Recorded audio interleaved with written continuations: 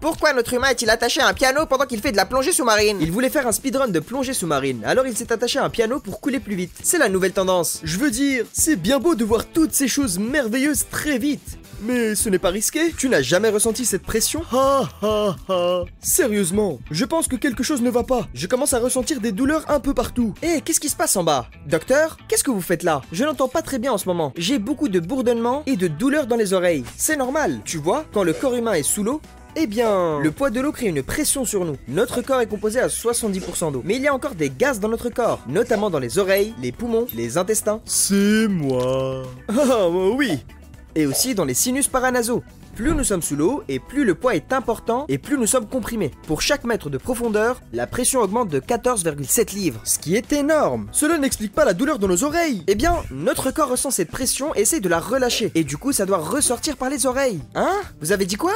Je répète, je n'arrive toujours pas à bien vous entendre. C'est exactement ce que je voulais dire. Ce sont les oreilles qui nous font le plus mal en premier lorsqu'on est sous l'eau. C'est à cause de ça. Mais ce n'est que de la douleur, n'est-ce pas? Eh bien, en vrai, elles peuvent même être gravement endommagées. Et il n'y a pas que les oreilles. Tout cela est connu sous le nom de barotraumatisme, c'est-à-dire les dommages que nos tissus peuvent subir dû au changement soudain de pression. J'avais raison, nous sommes tous dans le pétrin. Un très gros pétrin. Remets-en une couche, docteur. En résumé, nous devons nous débarrasser de ce piano de l'autre jambe et aller à la surface. Oh, calme-toi mon pote. Mais quoi? Tu avais dit que... Remonter rapidement à la surface après avoir été trop profondément sous l'eau peut créer encore plus de problèmes.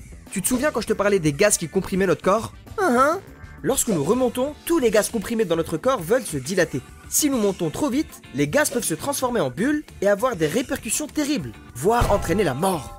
La mort? Mais pourquoi? Parce que ces bulles peuvent atteindre les poumons, le cœur et le sang. Tu sais, quand on ouvre une canette de soda et que le gaz se dilate comme un fou et crée des bulles. C'est la même chose. D'accord, j'ai compris. Après nous être détachés du piano, faut qu'on remonte tout doucement pour ne pas mourir. Hé, le cerveau! Cette douleur aux oreilles m'empêche d'écouter quoi que ce soit. Cerveau! Quoi? Qu'est-ce qui se passe? Écoute, on doit se détacher de ce piano, mec. On va mourir si on reste ici. Ça ne sera pas que les oreilles. Les poumons et les intestins souffrent aussi beaucoup en ce moment. Aide-nous. Oh mon Dieu! La limite de sécurité pour la plongée récréative est d'environ 40 mètres. Et je viens de réaliser que nous sommes maintenant à plus de 50 mètres de profondeur.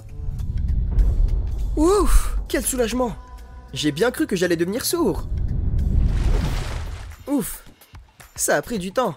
Mais nous sommes arrivés sains et saufs. Ouais! Allez, on le refait!